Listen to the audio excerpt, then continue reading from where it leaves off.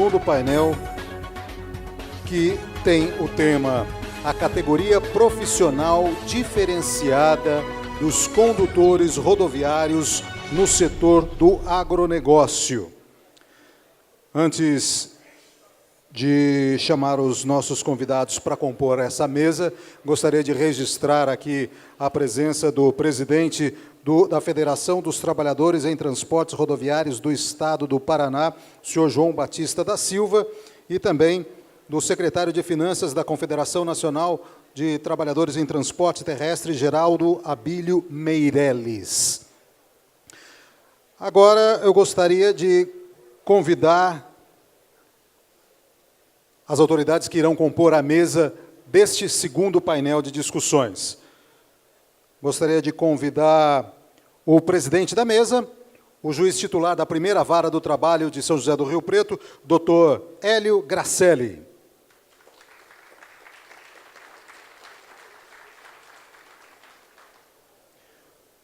O palestrante, ministro Guilherme Augusto Caputo Bastos.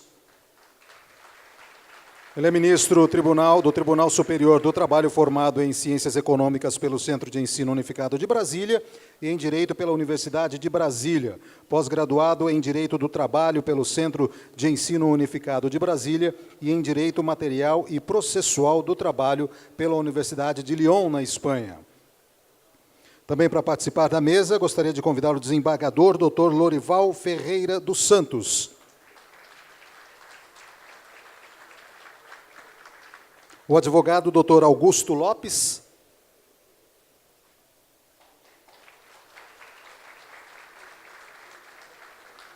E o doutor Adilson Rinaldo Boareto.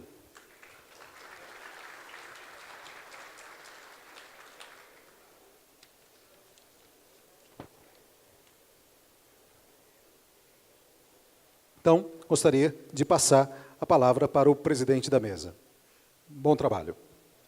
Boa tarde, senhores e senhoras.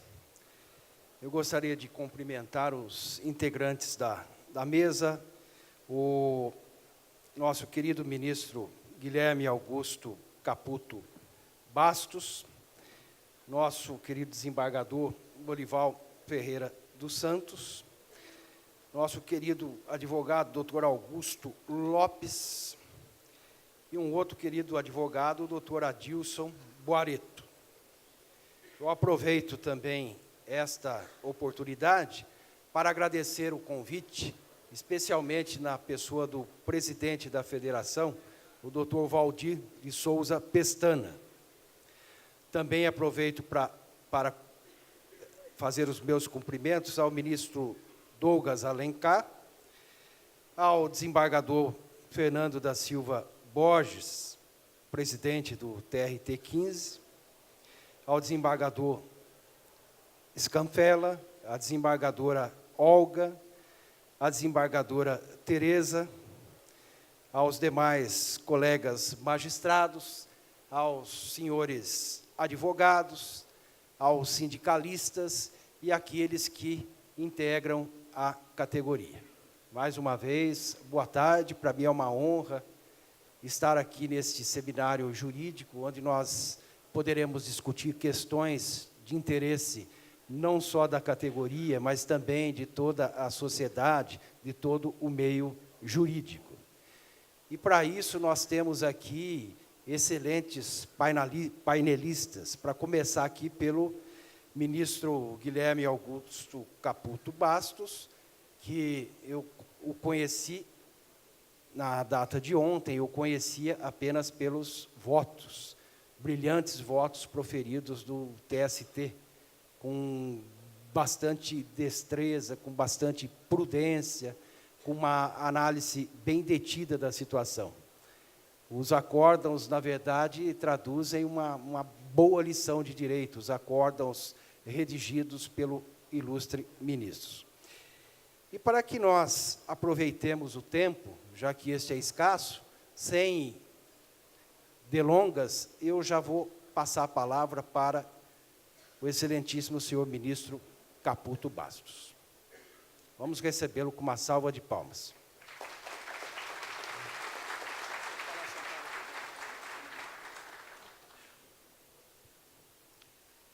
Bom dia, meio boa tarde a todos. Eu vou, para função do tempo, aderir a todos os cumprimentos feitos pelo eminente presidente da mesa, meu colega, e assim me dirijo também respeitosamente a todos da organização, todos que colaboraram para que estivéssemos aqui nesta manhã e tarde em São José do Rio Preto. Eu diria, Douglas, que nós recebemos os melhores elogios que um magistrado pode receber, que fomos apresentados como juízes prudentes, juízes, né, dedicados, e que analisamos com carinho todas as causas que nos são apresentadas. Eu acho que essa é, efetivamente, a função de um magistrado, a prudência, a neutralidade, mas nós nunca deixamos de ser quem nós somos quando julgamos. Não há uma transformação do pessoal, do cidadão Guilherme para o juiz Guilherme. Então, nós levamos também todas as nossas dificuldades, crenças, tudo para os nossos julgamentos. E se somos apresentados como juízes prudentes, juízes equilibrados, isso é o maior elogio que eu acho que nós, juízes, podemos receber, e vejo que fomos brindados, Douglas, com essa apresentação. Eu recebi aí o honroso, como sempre, honroso convite para falar a vocês, e me foram encaminhadas 4 perguntas para que as respondesse, e essa fosse a minha apresentação. Eu achei espetacular a forma, porque, às vezes, as pessoas nos convidam para falar alguma coisa, a gente acaba dirigindo o discurso numa direção absolutamente contrária, desinteressante, da que a plateia aguarda, espera, né? E eu acho que estou fazendo uma boa coisa quando não estou atingindo o objetivo que é o maior do palestrante, que é o de provocar o assunto com a plateia, provocar a discussão, trazer alguma conclusão, alguma ideia nova para que vocês possam debater. Então, eu achei a forma desse seminário muito interessante, e vou me manter, inclusive vou falar sentado, porque vou fazer alguma leitura dentro das perguntas que me foram encaminhadas. E a primeira delas, os integrantes de categoria profissional diferenciada devem seguir quais normas coletivas na ausência de instrumentos específicos?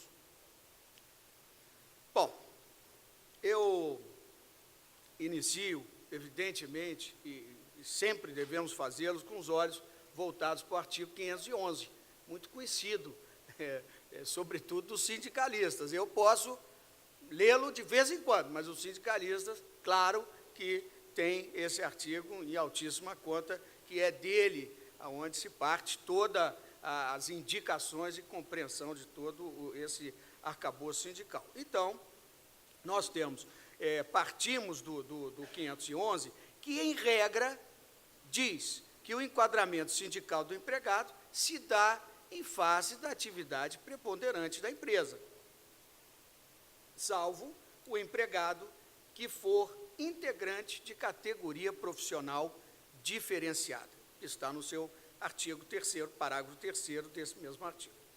Conforme o disposto neste artigo 3º, o que seria essa categoria profissional diferenciada?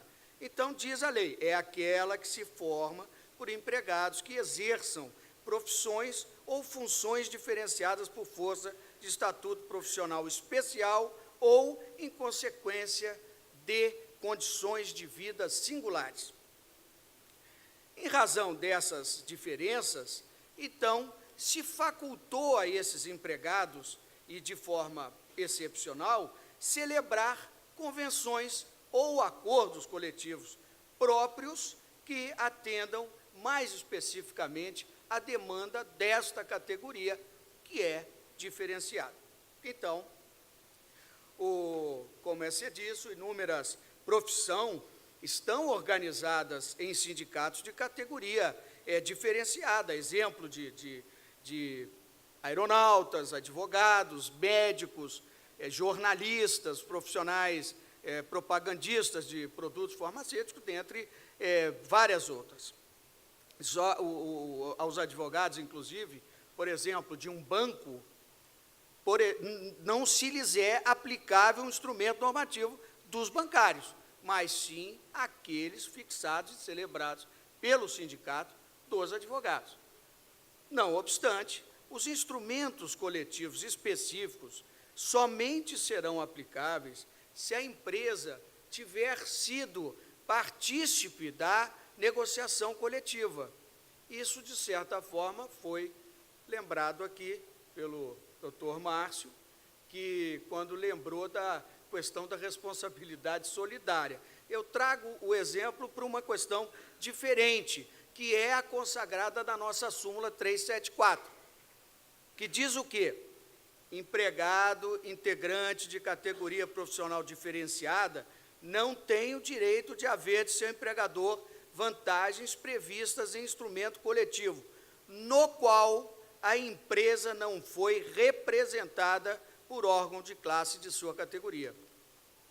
Então, quer dizer, e não obstante, possam-se celebrar esses instrumentos coletivos, há uma necessidade premente, no caso da categoria diferenciada, que a empresa tenha participado da celebração daquele instrumento normativo, que é a exigência da nossa súmula 374. Já em vias de ser mitigada e modificada de certa forma, mas é o que nós temos em vigência. As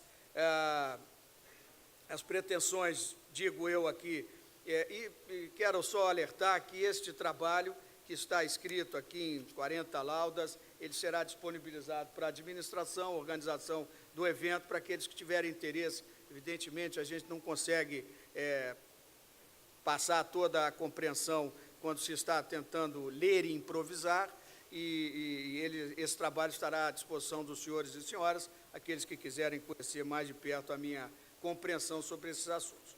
Então, digo eu, as pretensões submetidas à apreciação da Justiça do Trabalho têm o objetivo de fazer valer regras mais vantajosas previstas nas normas coletivas da categoria diferenciada.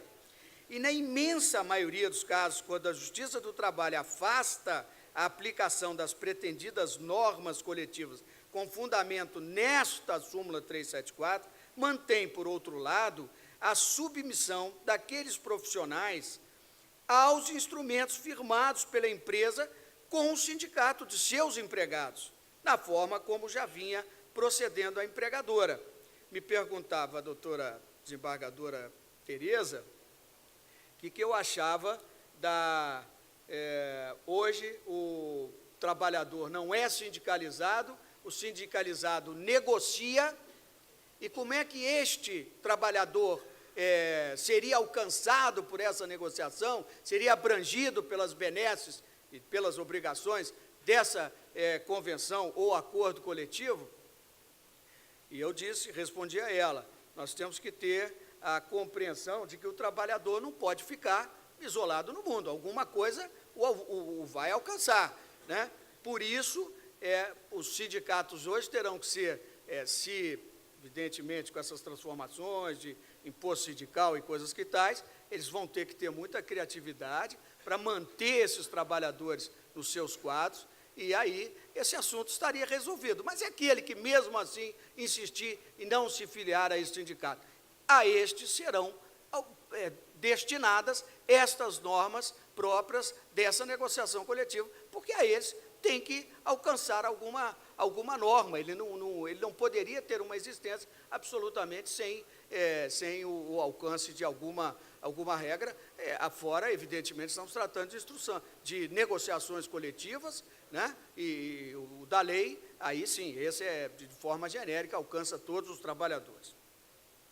Então, se a empresa, eventualmente, de uma categoria diferenciada, não participa da negociação, evidentemente que a esses trabalhadores se lhes alcança a negociação efetuada pelo critério do artigo 511, pela atividade preponderante da empresa.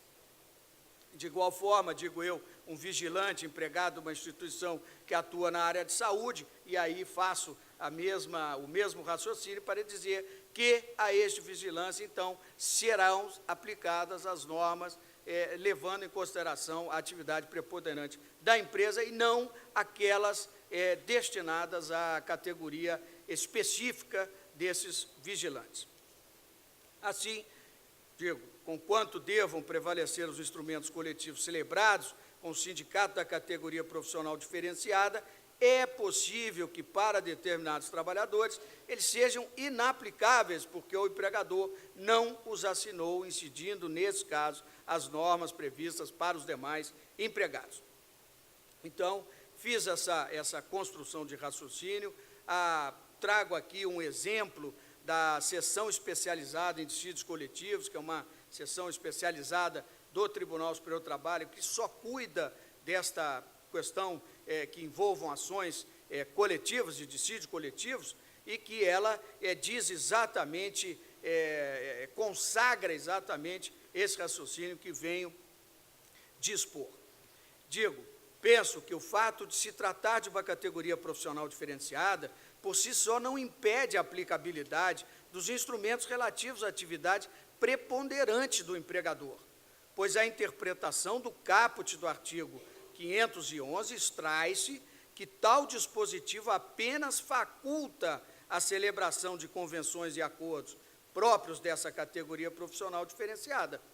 Se estes não existem, é razoável que tais trabalhadores se beneficiem das normas coletivas firmadas pelo seu empregador.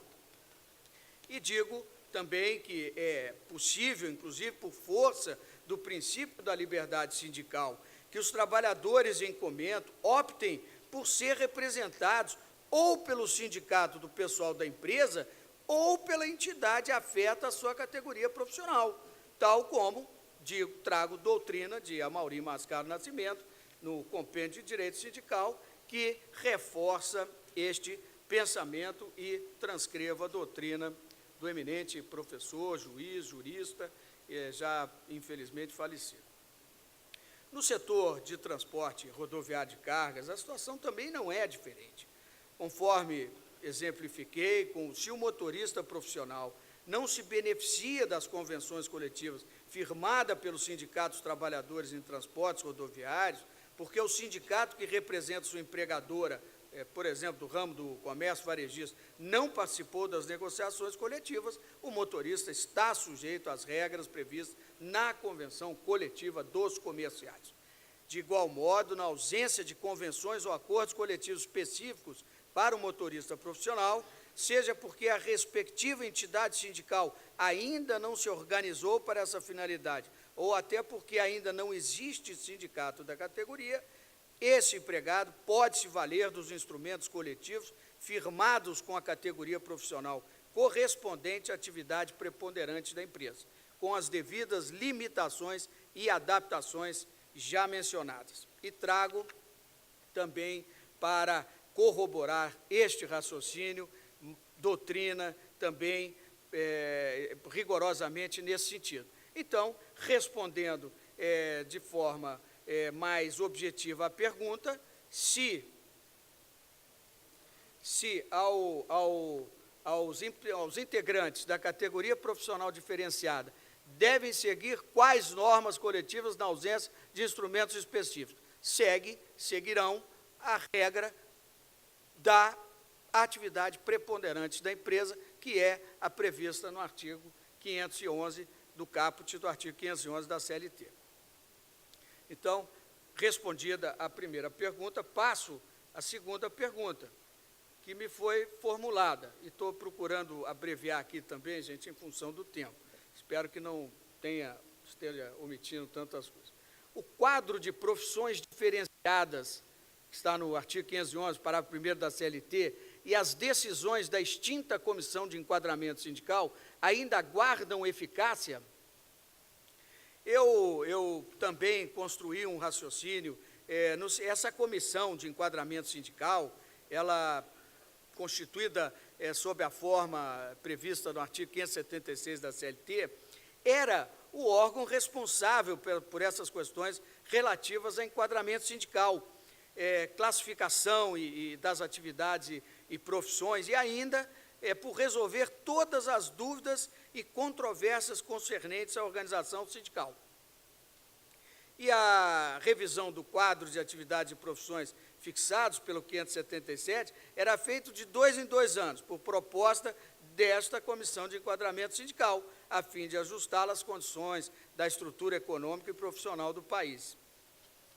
Só que veio a Constituição Federal de 1988, e que fez com que houvesse quase que a extinção do envolvimento ou do braço público nessas questões, no envolvimento com relação a essas questões. E isso fez com que essa comissão, outrora, com todas essas atividades importantes de fixação, classificação dessas profissões, atividades e tal, ficasse e que acabasse como uma fonte de consulta aos órgãos do Poder Judiciário, né? E a quem, em última instância, cabe decidir sobre a questão do enquadramento sindical, em cada caso concreto que se nos é apresentado. E trouxe também, para ilustrar essa afirmação que ora faço, alguns arestos de tribunais regionais do trabalho do país. E digo também, e já aproveitando-me também de jurisprudência do Tribunal Superior do Trabalho, que as decisões dessa extinta Comissão de Enquadramento Sindical, elas não prevaleciam e não devem seguir prevalecendo de modo absoluto, né, apenas em caráter consultivo, sem uma vinculação do Poder Judiciário, conquanto a comissão tenha sido o órgão administrativo competente para dirimir dúvidas e definir o enquadramento de novas profissões e atividades econômicas, como vimos. E isso pode ser facilmente constatado quando se confronta a decisão administrativa sobre o enquadramento sindical dos motoristas com a jurisprudência do Tribunal Superior do Trabalho.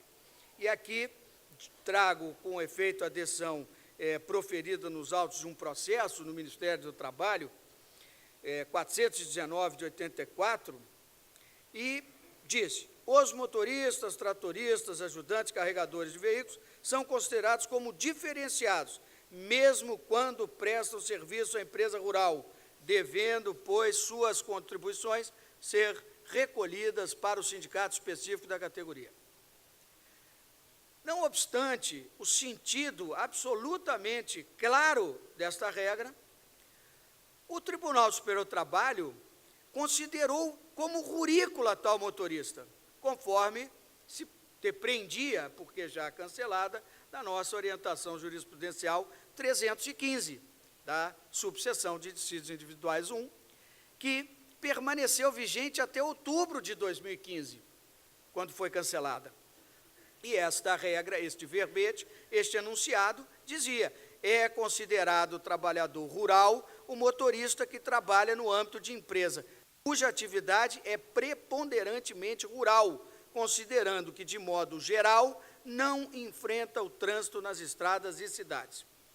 E aí, eu ainda para corroborar essa conclusão de que as decisões dessa Comissão de Enquadramento Sindical não vinculam o Poder Judiciário, eu também trago acórdão do Tribunal Superior do Trabalho, do eminente ministro Levenhagen, muito recentemente aposentado, do Tribunal Superior do Trabalho, uma perda assim enorme para o estudo do direito do trabalho, para a uniformização da jurisprudência no Tribunal Superior do Trabalho. Sua Excelência era um jurista de absoluta dedicação ao estudo do direito.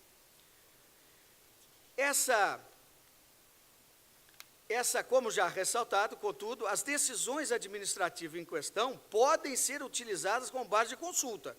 E, nesse sentido, em processo também julgado por esse Tribunal Superior do Trabalho, prevaleceu o enquadramento estabelecido pelo extinto órgão administrativo, por não haver fato novo que o desconstituísse. Então, resposta objetiva à pergunta que me foi formulada, se guardo eficácia, ela perdeu a importância que outrora tinha para figurar como um órgão, como uma fonte de consulta ao Poder Judiciário, mas que, evidentemente, com toda a sua importância, até porque, como disse, trouxe arestos de tribunais regionais do trabalho e do Tribunal Superior do Trabalho, corroborando as decisões tomadas no sentido de, nos temas que envolvam classificação de atividades e profissões. Então, essa seria a resposta mais objetiva para esta segunda pergunta. A terceira pergunta: as empresas sucroalcooleiras são consideradas rurais ou industriais? O setor de mecanização das usinas é considerado uma atividade meio? É diferenciado? Essa foi a pergunta que me foi dirigida. E eu vou respondê-la, então. Fiz uma divisão. Vou enfrentar primeiro se as empresas sucroalcooleiras são consideradas rurais ou industriais.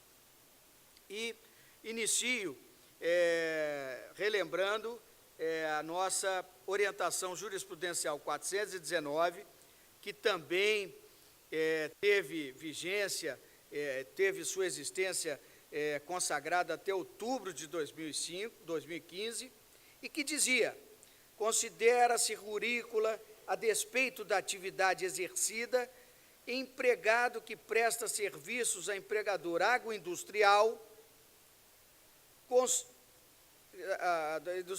visto que, neste caso, é a atividade preponderante da empresa que determina o enquadramento.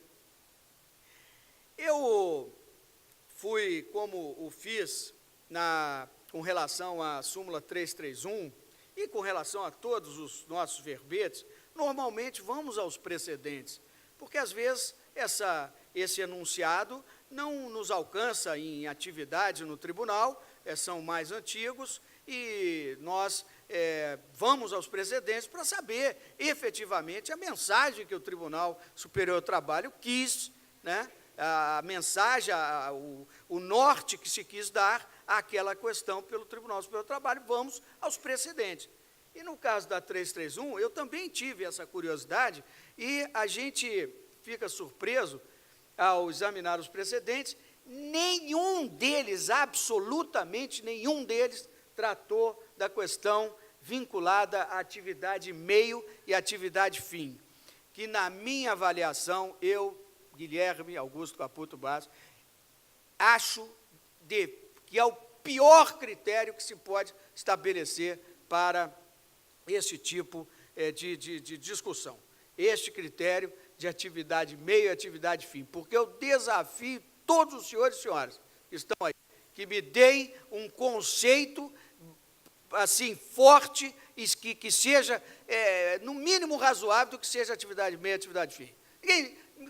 Absoluta, sem demérito e crítica a outros colegas muito mais ilustrados do que eu. Eu sou apenas um juiz, não sou nem professor, por isso que não tenho a facilidade de exposição que tem o ministro Douglas, o doutor Márcio, o Gáudio, são todos professores renomados, com a oração que a Tereza fez no início. Quer dizer, são pessoas experimentadas a falar em público, a construir uns raciocínios concatenados. Eu não, eu sou só juiz, eu até às vezes tenho que ler mesmo, porque eu não tenho essa manha de frequentar a sala de aula e tal.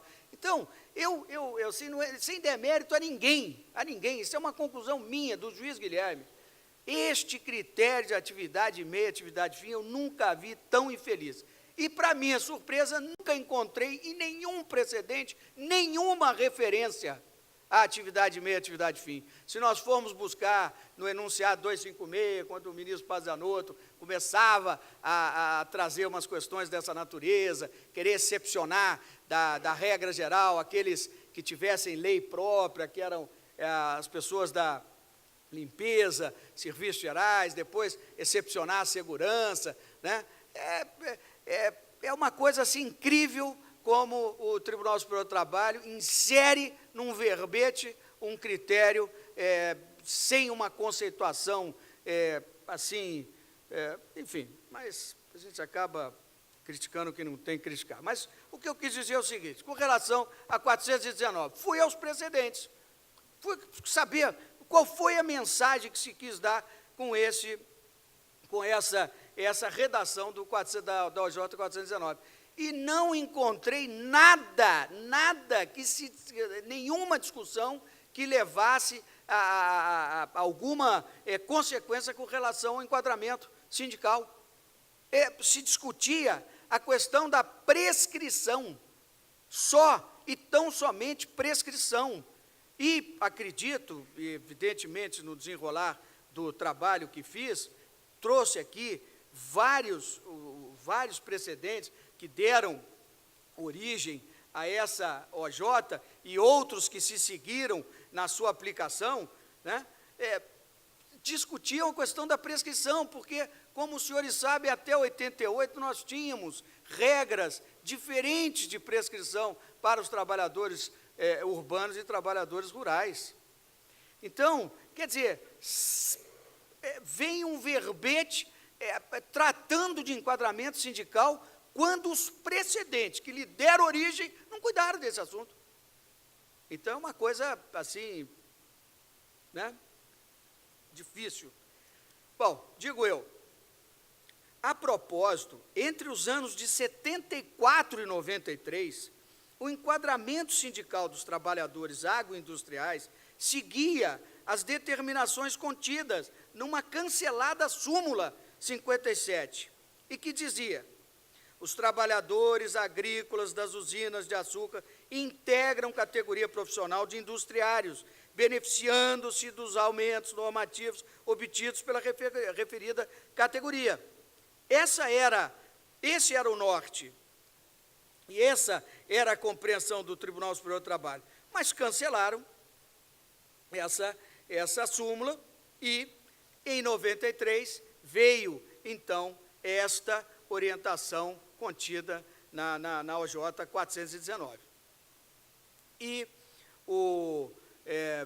diversas entidades representativas, e hoje aqui se falou na importância dessa relação do Tribunal Superior do Trabalho com a sociedade, e nós temos procurado, assim, atuar também um pouco nessa comunicação com a sociedade, através, como vocês devem ter percebido, nós temos realizado algumas audiências públicas, inclusive em processos que estamos examinando no Tribunal Pleno, enfim, estamos tentando chegar a uma verdade mais próxima da real quando estamos examinando questões, principalmente que envolvem categorias numerosíssimas e valores astronômicos também. Nós temos tentado estabelecer essa comunicação com a sociedade de forma mais permanente. E aqui, o que aconteceu? Essas entidades representativas pleitearam junto ao Tribunal Superior do Trabalho o cancelamento ou revisão dessa orientação jurisprudencial, tomando por base o argumento de violação da própria lei do trabalhador rural, que é a 5.589, de 73, ante o fato de a agroindústria promover a transformação da matéria-prima. Isso vai ser uma coisa que nós vamos lembrar em vários momentos da minha manifestação.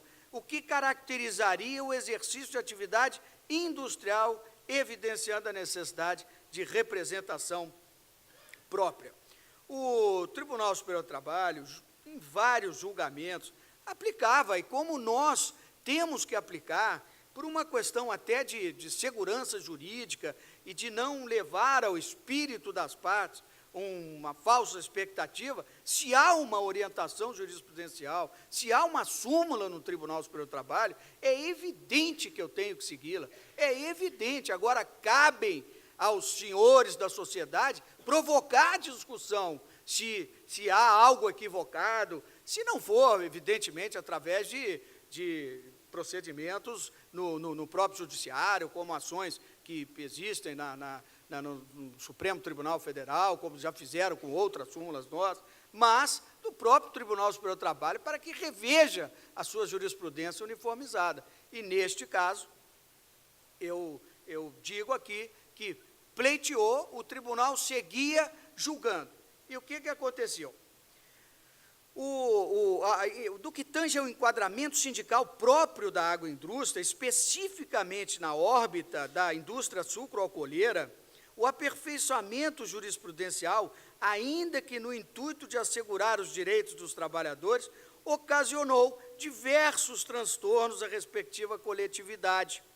Ademais, embora havendo-se firmado sobre a premissa que vincula o enquadramento à atividade principal da empresa, referido posicionamento, hoje superado, opunha-se à construção doutrinária, jurisprudencial e legislativa alcançada historicamente.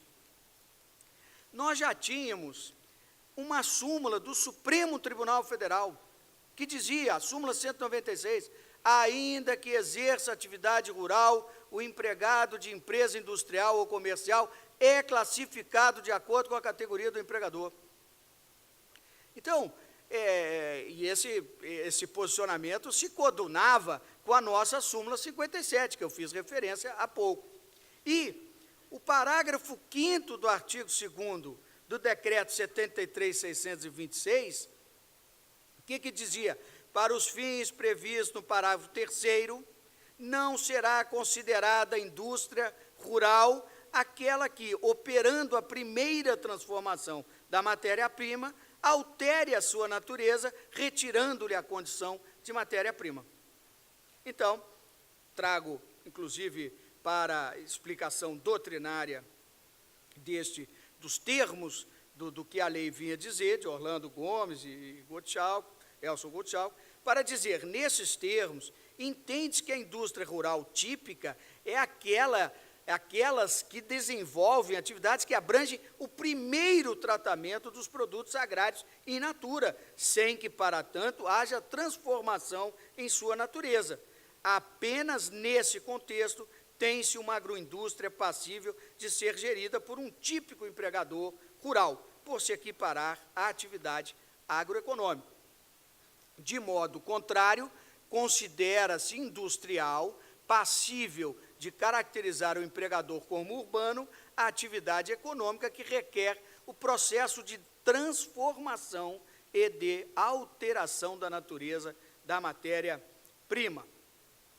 Trago também a instrução normativa da Receita Federal, que vai nesse mesmo sentido. A indústria, nessa seara, a indústria sucroalcooleira, enquanto espécie do gênero agroindústria, é essencialmente industrial e não rural, ante o fato de que suas atividades serem desenvolvidas a partir da transformação da matéria-prima em outros produtos. A tipicidade industrial é inequívoca, tendo em vista a alteração da matéria-prima que lhe retira a natureza. No caso específico em foco, isso se materializa pelo processo de transformação da cana-de-açúcar, que visa a produção final de álcool e de açúcar. De fato, a usina de açúcar exerce o plantio e a colheita da cana, não para destiná-la à venda in natura, pertinente à atuação do fornecedor, de modo que a este, sim, deverá ser atribuído o caráter rural. Diante disso, tem-se que a OJ 419, em verdade, não encontrava respaldo nas determinações contidas na Lei 5.889 e nem no decreto regulamentador 73.626 de 74, que consideram rurais os trabalhadores que laboram em atividade agroindustrial. Ademais, observa-se que, a partir do momento em que se tornaram igualitários os efeitos prescricionais que atingem os trabalhadores urbanos e rurais, os reais fundamentos que embasaram a OJ 419 deixaram de existir. Dessa forma, o aludido verbete deixou de ser necessário no cenário jurídico trabalhista. Aliás, a sobrevida de tal entendimento, em verdade, agravava a situação de conflito representativo, no contexto em que os sindicatos rurais se consideravam aptos para a defesa dos interesses dos empregados de todo o setor agroindustrial, enquanto os sindicatos dos industriários e motoristas pugnavam pela representatividade das respectivas categorias.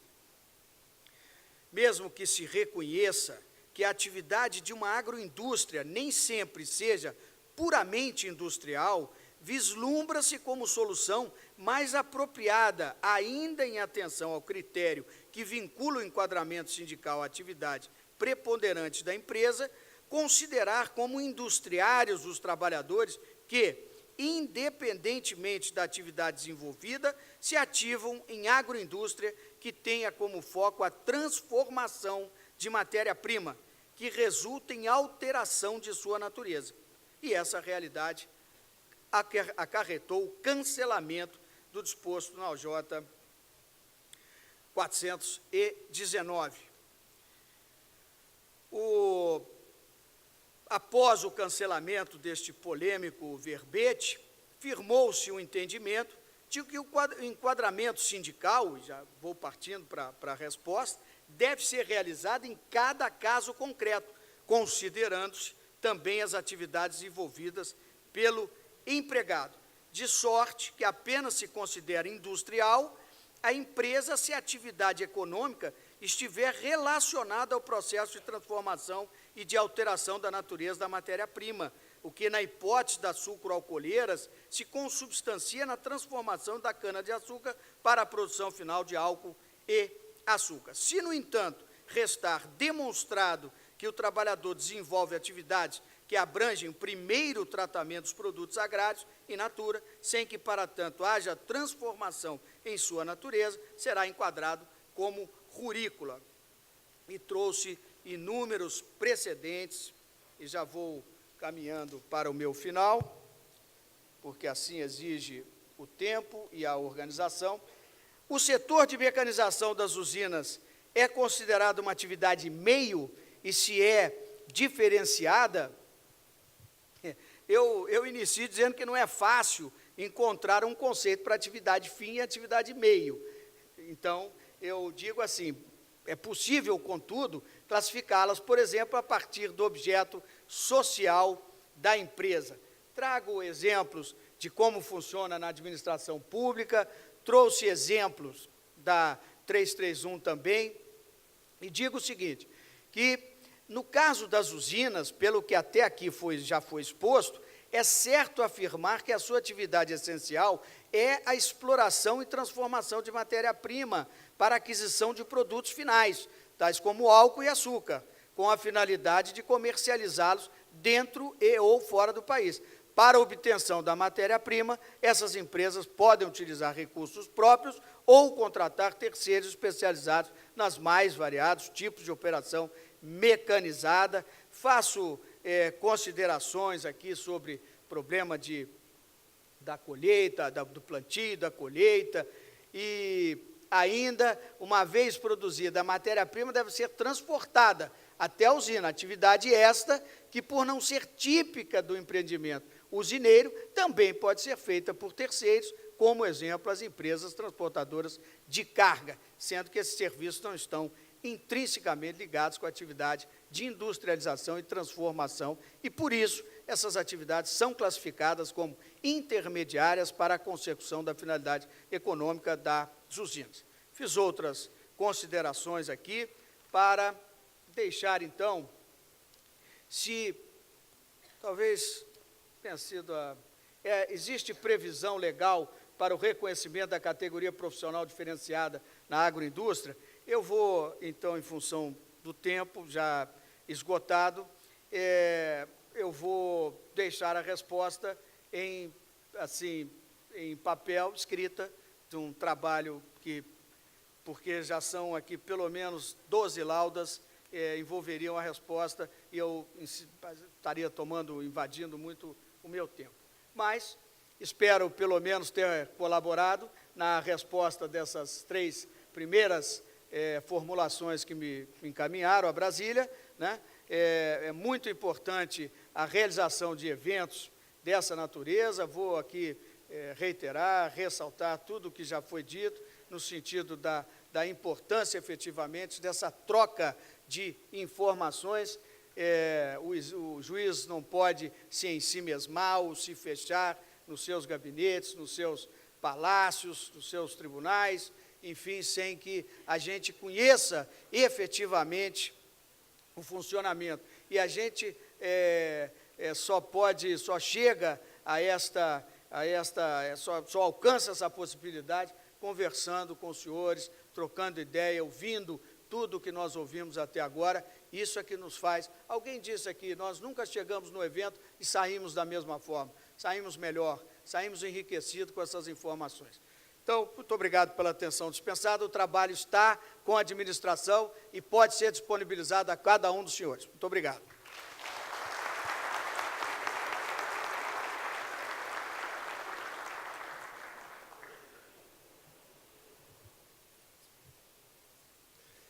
Muito bem.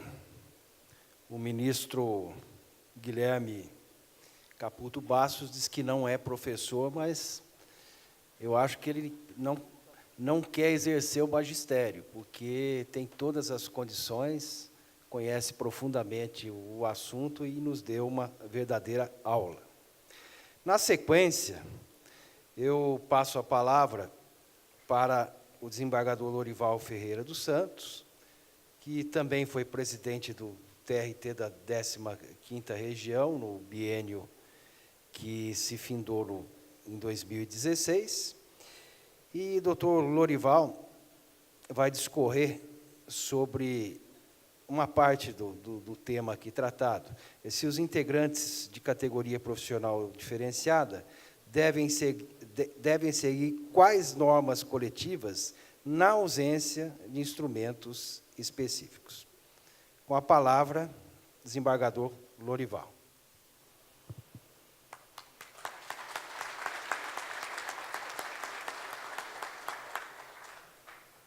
Boa tarde a todos. Cumprimento inicialmente o presidente da mesa, doutor Hélio Gracelli, na pessoa de quem cumprimento todos os magistrados de primeiro e segundo grau que encontram-se aqui presentes. Cumprimento também o ministro Caputo Bastos pela excelente exposição, que praticamente já esgotou todo o assunto que nós iríamos tratar aqui. Cumprimento o doutor Augusto Lopes, advogado, o doutor Adilson Rinaldo Guareto, também nosso queridíssimo amigo e colaborador da área do transporte, e o nosso queridíssimo amigo Valdir de Souza Pestana, presidente da federação. Cumprimento aqui os senhores dirigentes sindicais, os senhores advogados, os senhores estudantes, as senhoras e os senhores, e também o doutor Camargo, do Ministério Público do Trabalho. Eu havia preparado uma exposição que é através de um sistema de PowerPoint, mas o tempo, a exiguidade do tempo não nos permite a isso. Mas vou também disponibilizar a nossa fala para que os colegas possam acompanhar. Eu vou me permitir fazer um acompanhamento e fazer um resumo, haja vista que a nossa fala passa, evidentemente, pela negociação coletiva, passa pelo acordo coletivo de trabalho, pela convenção coletiva de trabalho, mas não há tempo para que a gente possa falar sobre isso, né? Falar da importância da negociação coletiva, do que ela previne, do que ela resolve o conflito coletivo e possibilita também resolver o conflito individual, né? Porque o Estado, evidentemente, não consegue atuar em todo o substrato, né, havido com relação à legislação. Então, daí, a negociação coletiva cobrir toda essa lacuna que possa existir, e sobre isso já se falaram aqui, né? Mas, então, eu vou falar dos aspectos relevantes do enquadramento sindical, que evidentemente, a partir da Constituição de 88, deu um tratamento isonômico aos trabalhadores urbanos e rurais, não é? E, além de outros que visem a melhoria das condições. E aí que eu penso, que já nesta época, a partir de então, possibilitaria um reexame da OJ 315 e 419. E isso por quê? Porque a OJ 315, ela contrastava com a súmula 117, que fala que o motorista bancário não é bancário, né? E há uma ligeira contradição ali, né? Ele não é bancário, então, evidentemente, ele seria da categoria diferenciada. E a 419, como colocou Sua Excelência o ministro, é que foi editada em razão daquela peculiaridade da prescrição, para beneficiar o urbano da prescrição do rurícola, porque eu estou na magistratura há 31 anos e sou da época que não havia prescrição, né?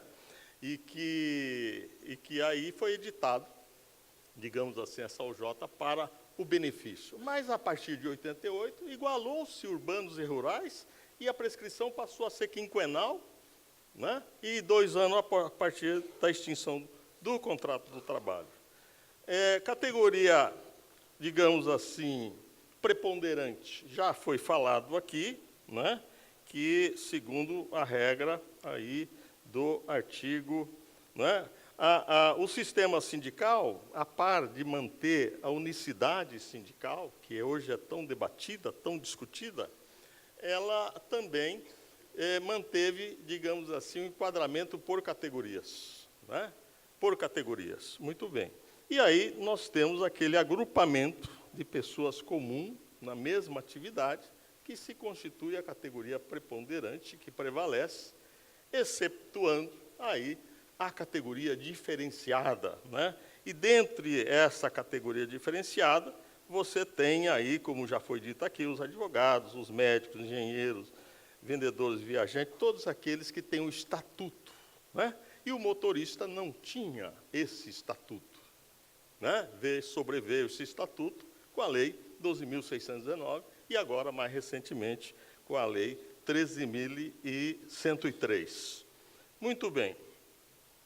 O enquadramento, digamos assim, dos motoristas que trabalham no campo, né?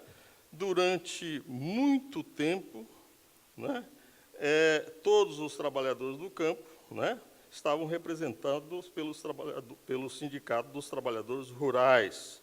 E aí congregava, eu sou ainda dessa época, parceiros, meieiros, sitiantes, pequenos arrendatários. Então, a representação sindical, né, e vejo que aqui também tem dirigentes sindicais, a representação sindical desse pessoal, empregados, era muito precária, porque havia uma verdadeira contradição de todo esse pessoal no meio só representado por um sindicato. E, por óbvio, né, os trabalhadores rurais não eram considerados pela CLT, né? Somente em 1973 eles vieram a ter, digamos assim, um estatuto, que foi a Lei 5.889. E daí, me parece, ministro, a finalidade da súmula 57, de enquadrar os rurícolas lá. Por quê? Porque eles não tinham, estavam à míngua de conquistar direitos via negociação coletiva.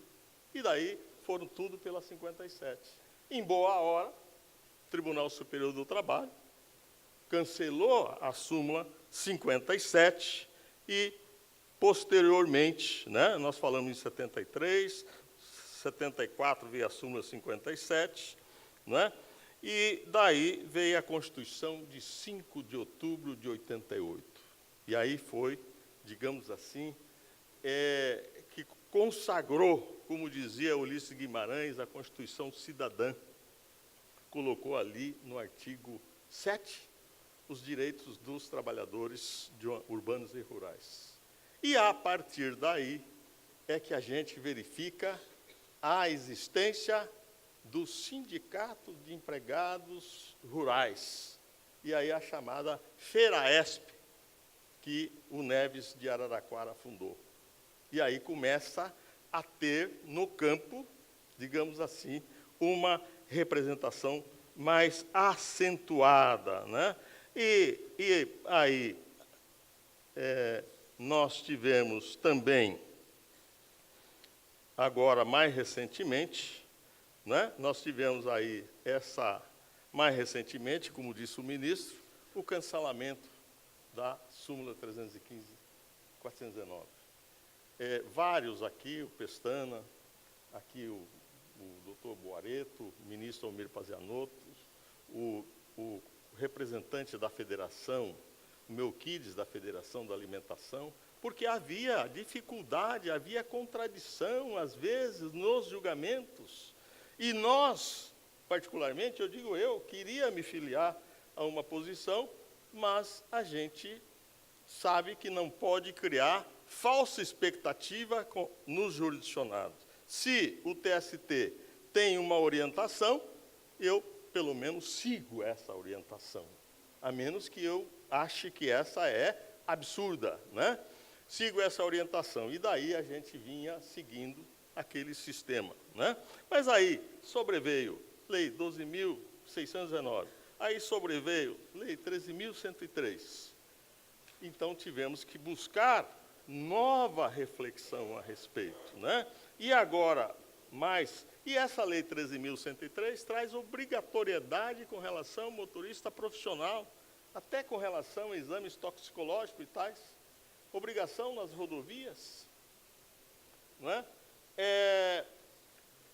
E aí começamos a fazer esse exame, aí pega-se o 235A, 235B, 235C, e verifiquei que recentemente acrescentou-se um artigo no 235A que traz ali também os operadores de automotores destinados a puxar, arrastar máquinas de qualquer natureza, executar trabalho de construção, tudo mais. A conclusão inevitável que eu chego é de que, depois dos cancelamentos, é de que não há mais como fugir de que, na categoria diferenciada dos motoristas, todos esses motoristas profissionais passam a enquadrar, não no meio rural, mas na categoria do transporte rodoviário.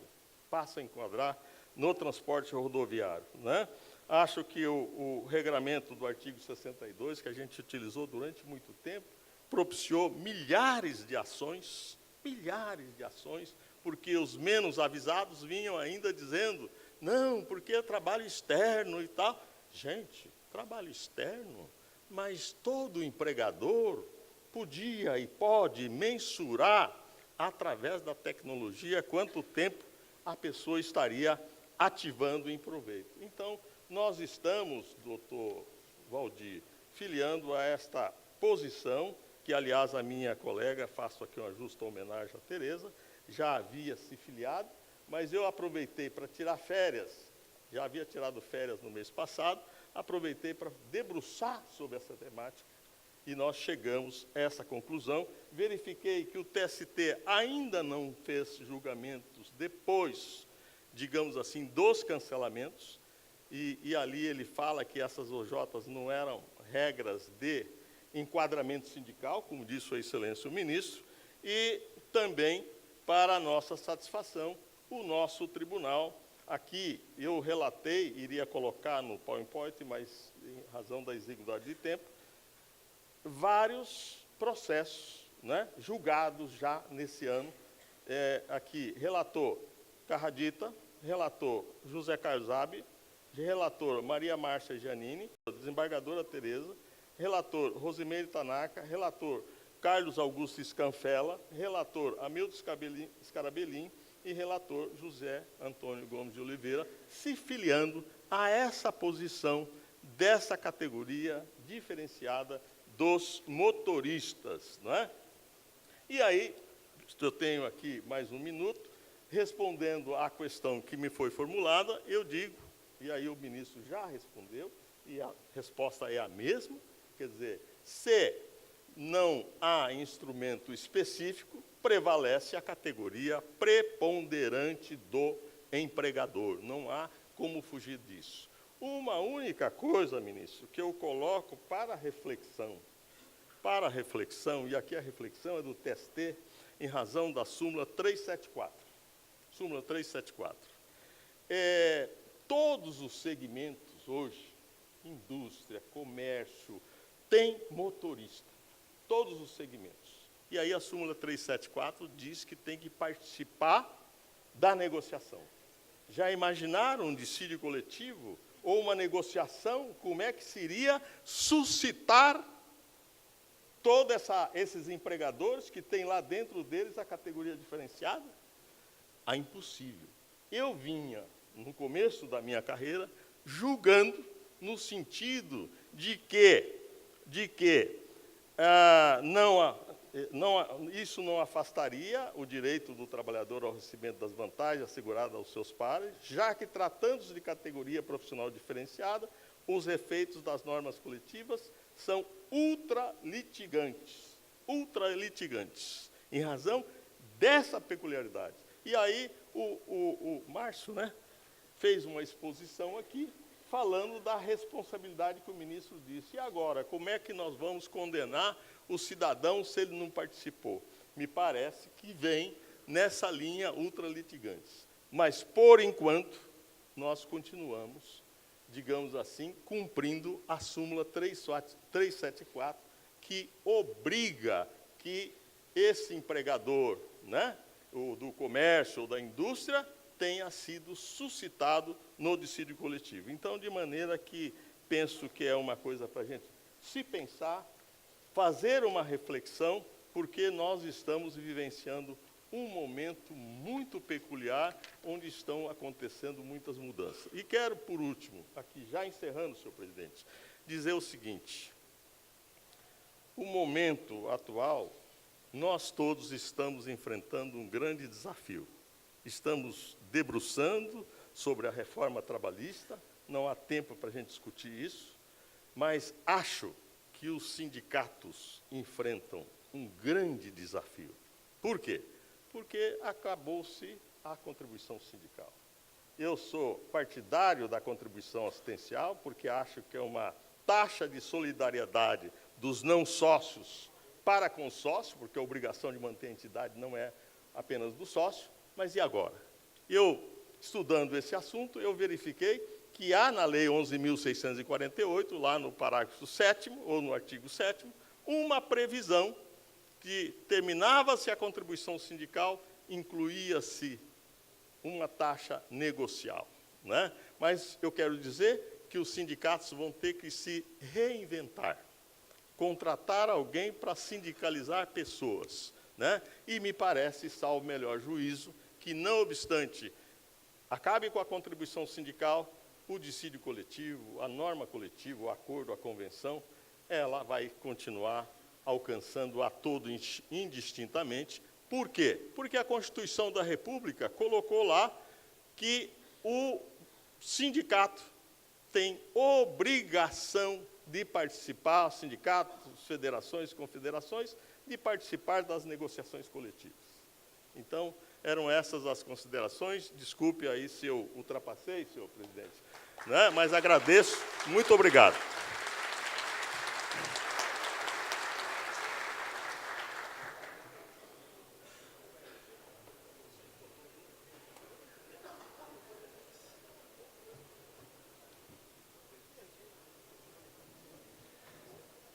Muito bem. Depois dessa brilhante fala do desembargador Lorival, que mesmo o assunto já tendo sido debatido de uma outra maneira pelo ministro Caputo Bastos, ele trouxe um outro enfoque, trouxe luzes a esse tema, trouxe questões aí que eu reputo de grande importância e que nos faz abrir o entendimento. Na sequência, como o tempo não nos dá trégua, nós vamos ouvir o doutor Augusto Lopes, que vai discorrer, ou vai responder também a seguinte questão: as empresas sucroalcooleiras são consideradas rurais ou industriais? O setor de mecanização das usinas é considerado uma atividade meio? É diferenciado? Vamos recebê-lo com uma salva de palmas.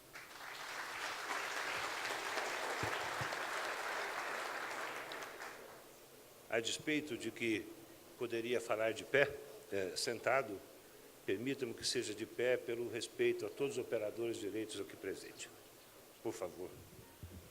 Isso, 1,80 m. Está ótimo. Saúdo os componentes na mesa, na pessoa do Dr. Guilherme Caputo. Saúdo também na pessoa de Carlos Augusto Scanfella, a quem muito aprendi com suas decisões no início da minha carreira profissional. Saúdo todos os componentes da primeira e segunda fileira e sintam-se aí como uma extensão da mesa principal. Por uma sorte, ou talvez até por um acidente do destino, o ministro Caputo entendeu como dele as perguntas que eram feitas a mim. E confesso aqui que eu não teria condições culturais para fazer um tão belo trabalho como ele fez em meu nome. E resta a mim, então, considerar assim o lado doméstico, aquele lado tupiniquim, daquele operador do direito do interior do Estado. E, quando eu tenho alguma pergunta relevante e que não consigo encontrar nos livros, eu faço a pergunta ao problema. E, quando eu quero saber se a atividade é meio ou é fim, eu acabo perguntando ao problema. Não tendo a intenção de complementar o trabalho do ministro Caputo e também não ser algoz da fome de vocês que o tempo urge para o almoço, eu quero dizer para vocês, em breve síntese, que essa história nossa começa antes de 1960, quando a colheita de cana era feita por animais semoventes. Ninguém se preocupava com ser motorista ou não para o transporte da cana. Depois, com o advento das tecnologias, da necessidade de aumento de produção, hoje aquele carro semovente que transportava a cana virou um trimião. Aquele trabalhador braçal que cortava a cana já é feito mais por uma máquina automatizada. O carregamento dos caminhões também feito por máquinas e já não se usa mais quase nada o trabalho humano. Então, aquela primeira pergunta que eu perguntaria ao próprio problema, se é uma indústria ou se é uma empresa rurícola, eu pergunto o que é indústria? É aquela que tem a capacidade de transformação de uma matéria-prima em alimento ou em um produto químico. E essa pergunta, a própria usina está respondendo, é isso que ela faz. Então, eu não tenho dúvida, ela é indústria. Agora, para chegar a esse ponto de transformar uma matéria-prima em um produto acabado, ela tem as fases anteriores, que eu atribuo a elas como atividade meio. Por exemplo, para eu ter uma cana sendo moída, eu tive antes uma preparação de solo, eu tive trabalhadores naquele remoer a terra, plantio, tive aquele que aplicou o veneno, tive todo o trabalho até chegar ao ponto de que essa cana fosse moída. Ela, inclusive, foi transportada, e depois de ser um produto acabado, vai ser transportado novamente. Então, eu não tenho dúvida em afirmar, quando faço perguntas ao problema, de que essa atividade pode ser terceirizada ao rigor da súmula 331 do Coleiro TST, de que é atividade meio. E, por outro lado, nós temos na categoria dos motoristas, já reconhecido até na palestra do ministro Caputo, de que é uma categoria diferenciada. Você pode ir até no Código Nacional de Trânsito, que você vai ver que para a pessoa transitar com tratores de roda, equipamento agrícola, colheitadeira, transitar com ela em rodovia, precisa ter carteira de habilitação, tipo C, D e E. Então, se é obrigatório uma carteira de habilitação, eu entendo que o condutor desse equipamento agrícola é o motorista. E ele, como já faz parte de uma categoria diferenciada, e que deve ser enquadrada pela atividade preponderante da empresa, eu tenho que o motorista é um trabalhador industrial. Como eu já disse anteriormente, tudo aquilo que eu havia trabalhado, que eu havia preparado, ficou um nada em relação ao trabalho do ministro Guilherme, que me antecedeu. Então, faço dele as minhas palavras e então, acabo sendo breve para o vosso almoço. Obrigado, senhores.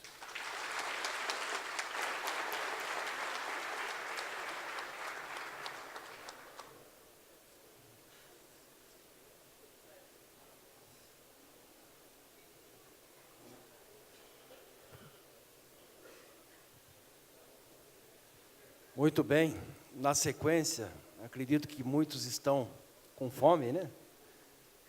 Mas nós temos mais algumas questões para serem discutidas antes do almoço. Eu convido agora o doutor Adilson Rinaldo Boareto para que venha discorrer sobre a seguinte questão: existe previsão legal para o reconhecimento da categoria profissional diferenciada dos trabalhadores em transportes na agroindústria? Vamos recebê-lo com uma salva de palmas.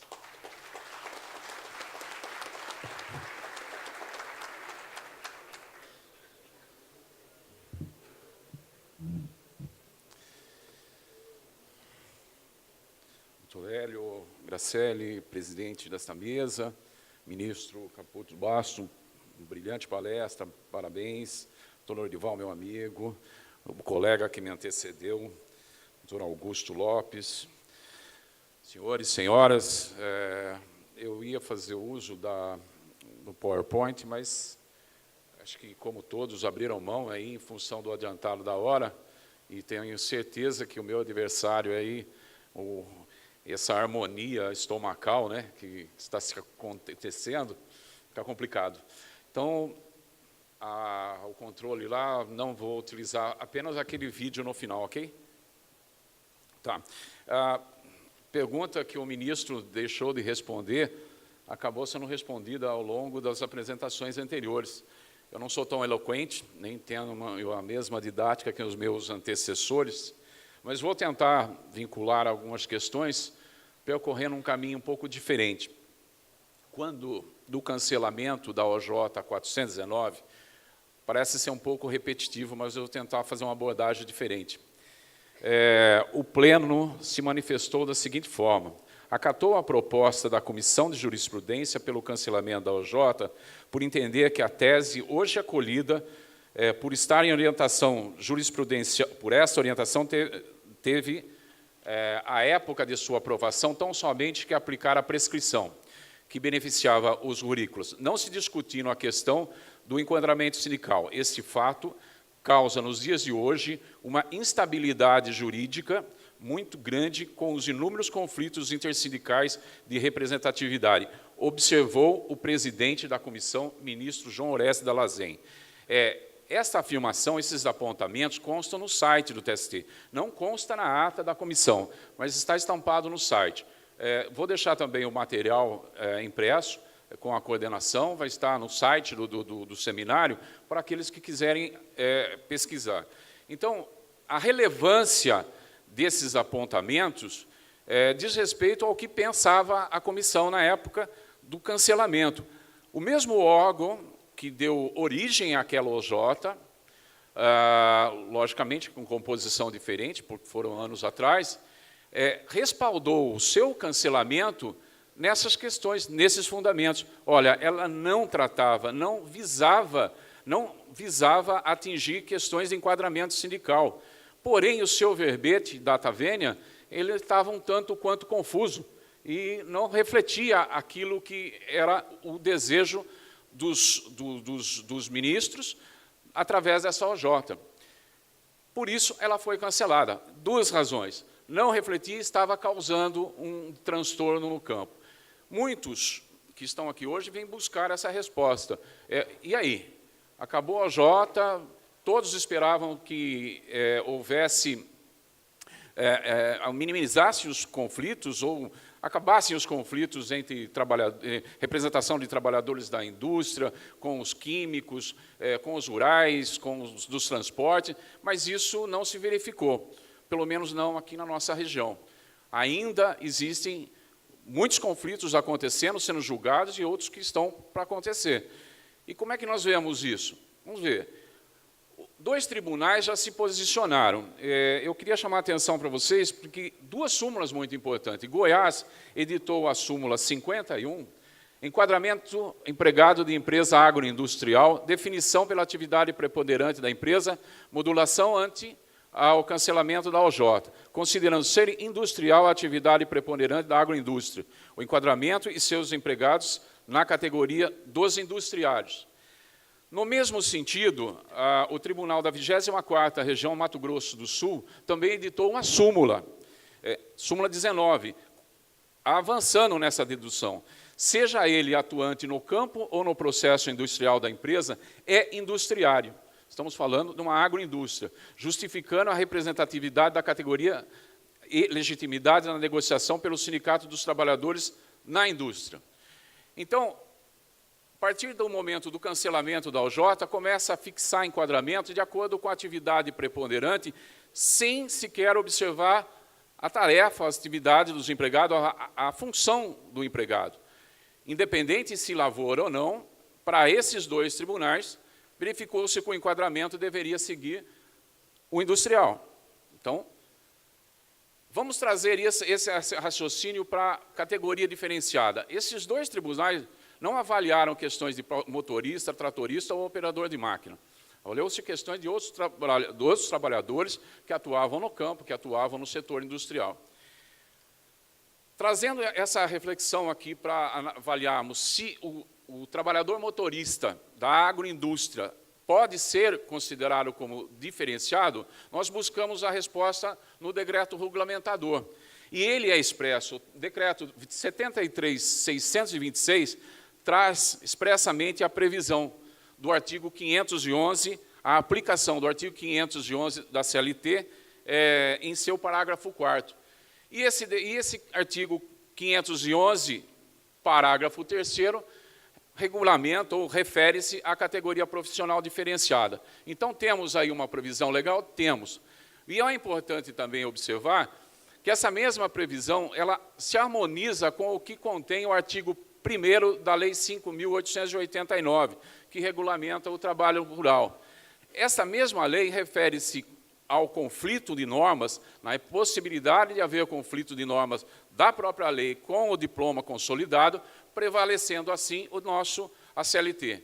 Então, nesse caso, ainda que se imagine que haveria um conflito de normas, ou um choque, um desacerto, uma interpretação divergente entre uma e outra, uma possibilidade, haveria que prevalecer a CLT. Nesse caso, o artigo 511, parágrafo 3º. Mas vamos lá. Falando novamente da extinta OJ 315, como um outro enfoque. Essa OJ dizia, é considerado trabalhador rural o motorista que trabalhava no âmbito da empresa cuja atividade preponderante era rural, considerando que, de modo geral, não enfrentava o trânsito das empresas. Pois bem, ao cancelar essa OJ, o tribunal também nos deu. A Comissão de Jurisprudência e Precedentes, quando fez esse cancelamento, vinculou os seus fundamentos ao que deveria ser depois. Eu fico meio um tanto quanto confuso quando vejo alguns julgadores afirmando que depois do cancelamento da OJ não houve um posicionamento claro ainda do TST em relação ao assunto, então se começa a construir um novo entendimento e às vezes sem nenhuma base sólida, nenhuma base muito bem elaborada. Eu quero trazer ao conhecimento, acho que já foi citado aqui pelo ministro Caputo Basto, mas como se manifestou o presidente da comissão por ocasião desse cancelamento.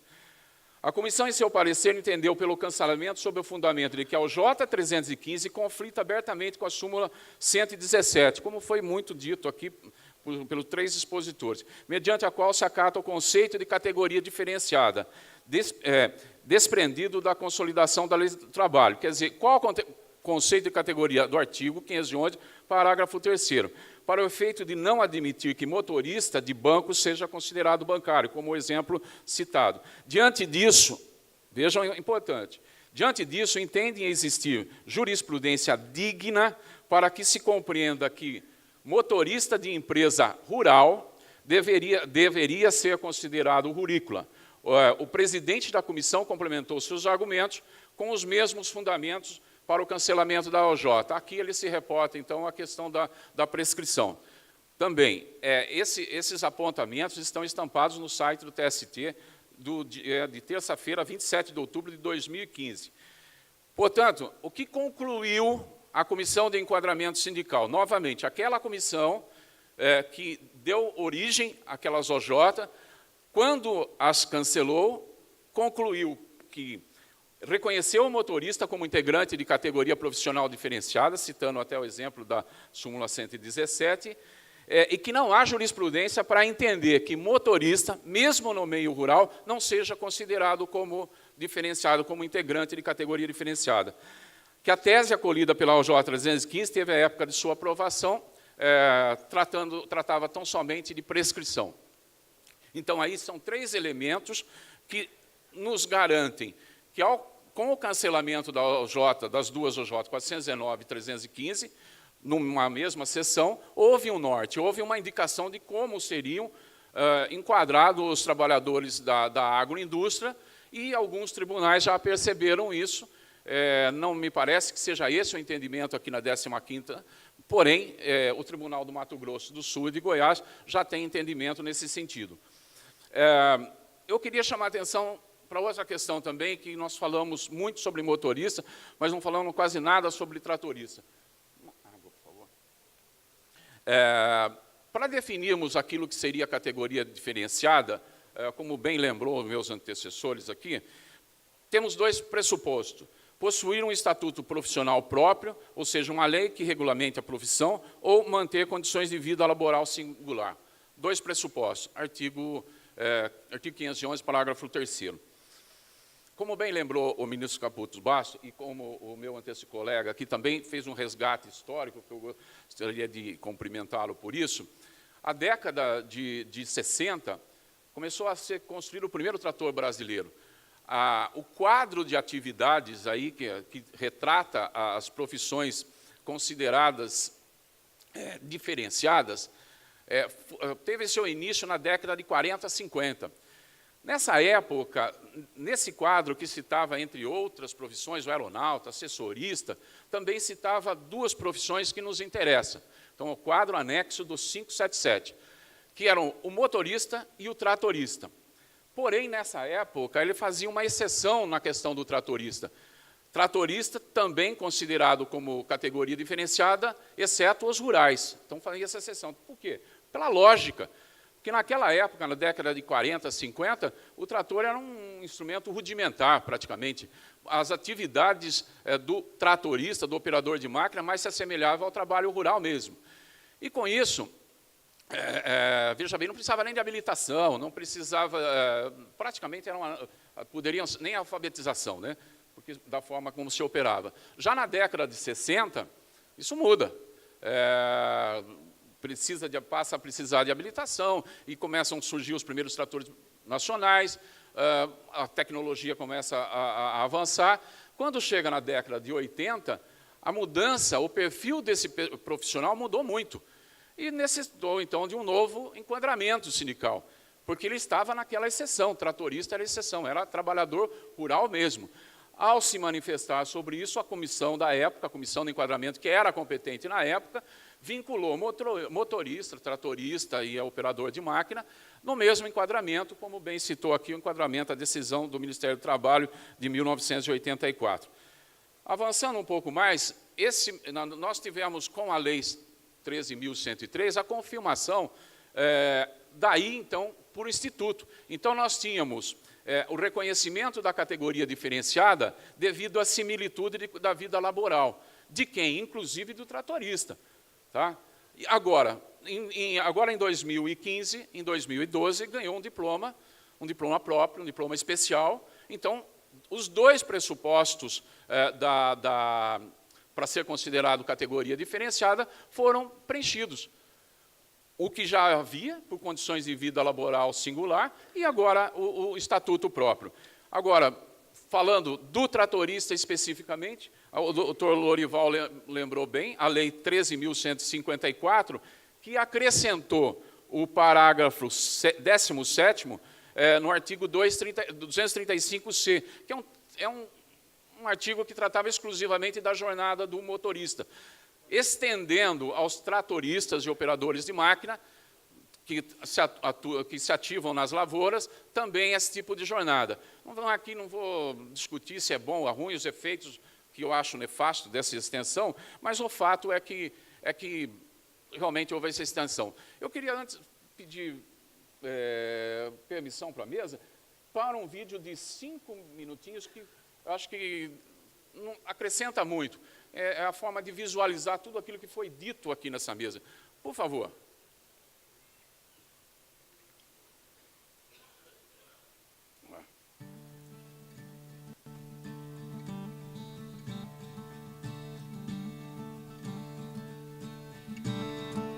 O profissional motorista no Brasil é legalmente reconhecido desde a década de 40. Em 1943, com a promulgação da CLT, foram criadas as chamadas categorias profissionais diferenciadas, entre elas a de motorista. Na década seguinte, foi fundada a CNTTT, que é a Confederação Nacional dos Trabalhadores em Transportes Terrestres, que hoje representa mais de 5 milhões de trabalhadores no Brasil. Foi nesta mesma época que começou a mecanização agrícola no país. Os primeiros tratores chegaram por aqui no início dos anos 50 e mudaram a cara do campo. 30 anos mais tarde, na década de 80, as máquinas ganharam ainda mais espaço e começaram a substituir a mão de obra humana, principalmente na produção de grãos, o que deixou a agricultura brasileira mais competitiva no mercado internacional. Hoje o país é um dos maiores produtores de alimentos do mundo. As máquinas estão bem mais modernas e substituíram o homem em praticamente todo o território nacional. Muitos desses ex-trabalhadores rurais se qualificaram e conquistaram outro status profissional, o de condutores de veículos. A decisão de enquadrar essa categoria como diferenciada é da Comissão de Enquadramento Sindical do Ministério do Trabalho, que definiu o seguinte: os motoristas, tratoristas, ajudantes e carregadores de veículos são considerados como diferenciados, mesmo quando prestam serviço à empresa rural. Devem, pois, suas contribuições serem recolhidas para o sindicato específico da categoria. Os profissionais que vamos apresentar agora representam milhões de trabalhadores que fazem parte da categoria diferenciada a que se refere a consolidação das leis do trabalho no Brasil e que ajudam o país a produzir e crescer. Esse é o Jones. Ele tem 32 anos e todos os dias tem como rotina, logo cedo, esperar o transporte nesse mesmo ponto. Aqui ele embarca em um ônibus que o leva para mais um dia de trabalho suado. Todo mundo aqui já se conhece, já que trabalham na mesma empresa. Inclusive, todos, sem exceção, exercem a mesma função. E o Jones confirma isso. Neste ônibus só vai motorista, não viaja trabalhador rural. A viagem é longa e, como tem muito assunto em comum, os motoristas gastam o tempo conversando até chegarem à usina. O Jones conta que hoje dirige o caminhão de transporte de cana graças a uma oportunidade que apareceu na empresa. Por exemplo, eu não era motorista, né? Eu aprendi a trabalhar aqui dentro. Então a usina oferecia essa oportunidade e eu vim para cá. O Adécio, que trabalha na mesma usina, também é motorista. Só que ele dirige esse tratorzão aí. Ambos, para assumir o posto, tiveram um treinamento idêntico, como confirma o chefe deles. No caso de o transporte de cana, ele tem que possuir a carteira letra E. Por que a carteira E? Porque ele vai estar trafegando com esse veículo em rodovias municipais, estaduais e até mesmo federais. No caso do motorista de transbordo, ele tem que usar a letra D. Por quê? Ele é a carteira exigida para o transporte de caminhões truques. E no caso de colhedora de cana, a letra C. A responsabilidade é a mesma, tem que ter a mesma documentação E o que muda é a rotina de trabalho. Que eu diga, seu Aparecido, a rotina de trabalho dele é um pouco diferente. Depois de tomar café com a esposa e arrumar as malas para passar uns dias fora, é hora da despedida. O seu Aparecido é motorista de uma empresa de transportes e fica na estrada por cerca de 3 dias antes de voltar para casa, ao contrário dos outros 2 motoristas que nós mostramos. Esse sempre foi o sonho dele. Eu decidi ser motorista porque desde criança começava a desenhar caminhãozinho e aí foi crescendo, foi tomando gosto, virou profissão. Uma profissão única, exercida por pessoas com as mesmas habilidades. Nisso, seu Aparecido também concorda. Acho que todos são profissionais, né? Todos têm que ter a mesma documentação, os mesmos cuidados. O que muda é a rotina. E o motorista rural fica mais em casa, né? Provavelmente todo dia com a família. E a gente que viaja passa mais tempo fora. Acho que a rotina, a responsabilidade é a mesma. Como todo condutor de veículos de transporte de carga ou máquina agrícola, todos passaram por um treinamento específico. O Código de Trânsito Brasileiro exige que condutores desse tipo de veículo tenham habilitação categorias C, D ou E. Bom, como se percebe, praticamente não existe diferença entre o trabalho de profissionais como o que nós apresentamos agora. Eles tiveram o mesmo treinamento para ter habilitação e, perante a legislação brasileira, os 2 também são profissionais idênticos. Ou seja, de acordo com a decisão da Comissão de Enquadramento Sindical já citada, não há distinção entre motoristas do setor rural e condutores de outros veículos. Aliás, eles podem ser vistos dividindo o mesmo espaço com todo tipo de veículo em várias estradas brasileiras, principalmente os caminhões de transporte de cana-de-açúcar. Os bitrens trafegam inclusive nas áreas urbanas, nas mesmas vias que rodam carros, ônibus e outros caminhões.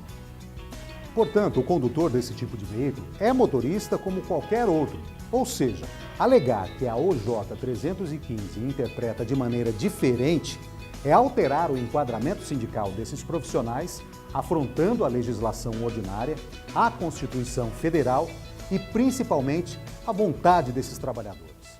O motorista, ainda que exerça sua... Ok, obrigado. Olha isso.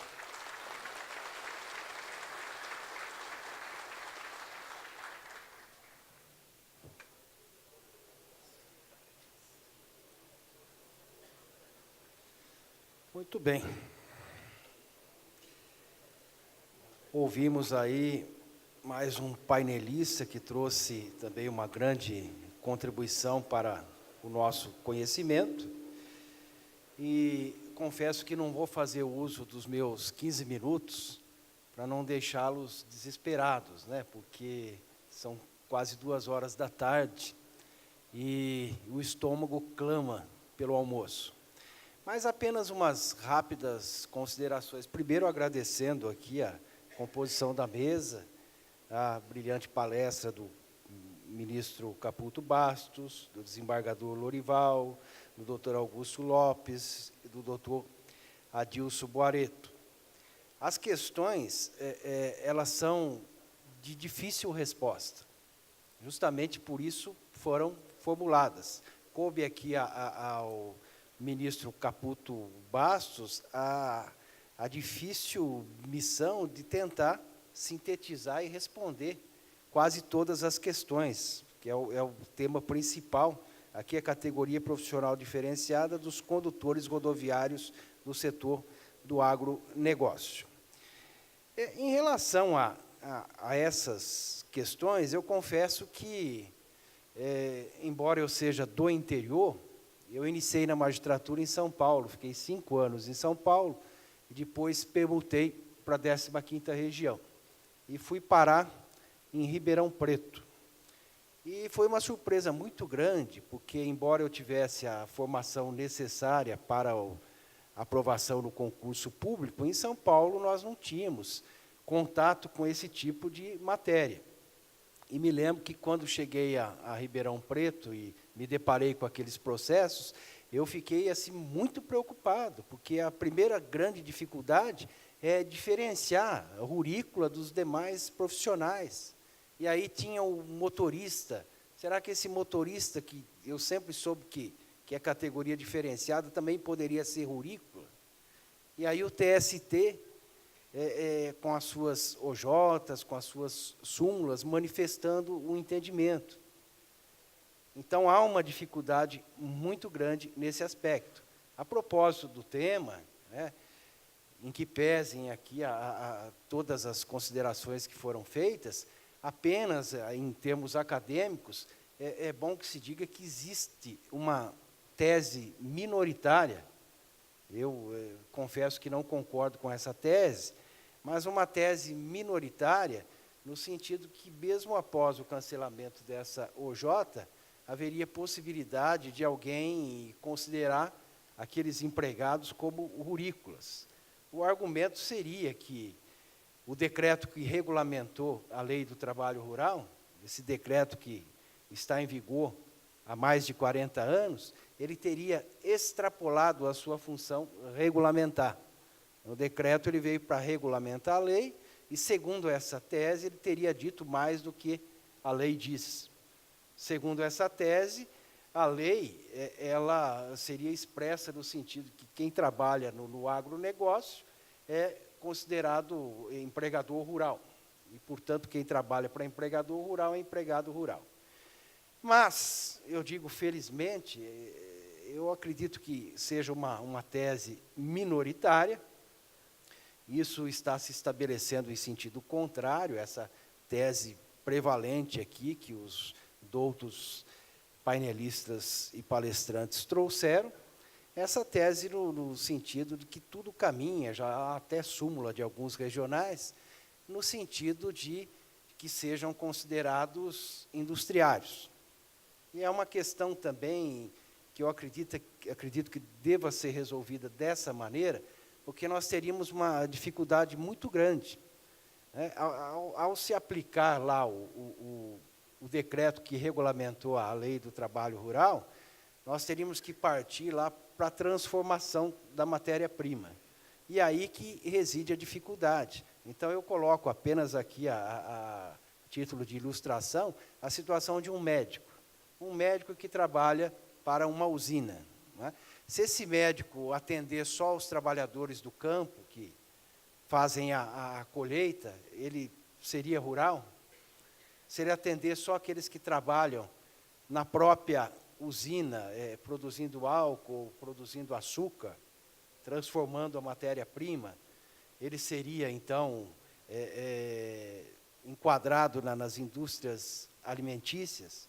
Então, são questões que nos deixam, assim, atônitos. Felizmente, aqui, no dia de hoje, nós estamos tratando mais diretamente com os motoristas. Os motoristas, aqueles que dirigem essas máquinas que são altamente evoluídas, que são verdadeiros computadores ambulantes. Então, a questão fica restrita a isso, no dia de hoje. Mas ela não para por aí, porque existem essas outras funções que ainda demandam essa solução de dúvida. Eu vou parando por aqui, agradecendo mais uma vez o convite, agradecendo o palestrante e os painelistas, e eu devolvo a palavra para o cerimonial. Muito obrigado.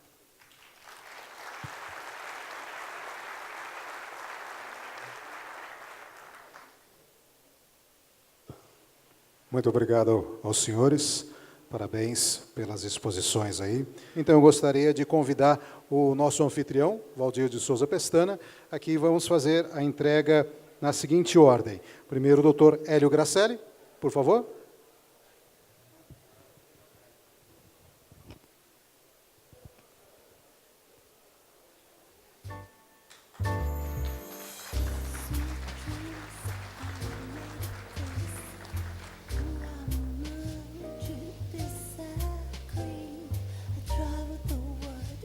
Em seguida, o ministro Guilherme Augusto Caputo Bastos.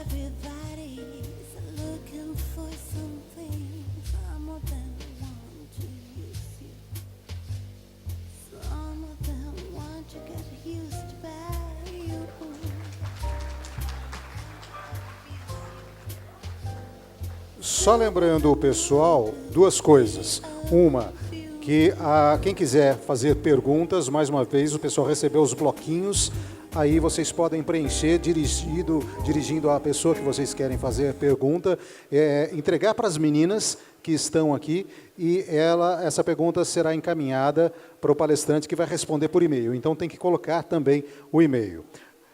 E a outra coisa é que são agora 2h10, 1 hora de almoço, se possível, para a gente voltar e seguir com o nosso seminário. Próximo homenageado, Dr. Lorival Ferreira dos Santos. Dr. Lorival, por favor.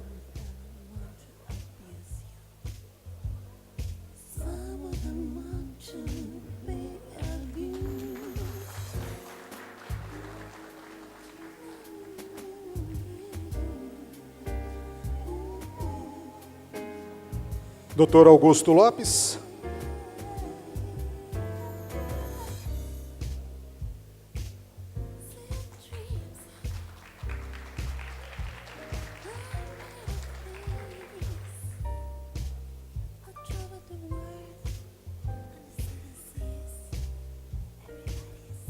E, por fim, Dr. Adilson Boareto.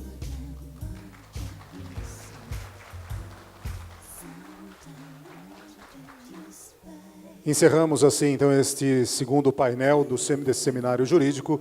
Voltaremos em 1 hora para o terceiro e último painel. Obrigado a todos e bom almoço.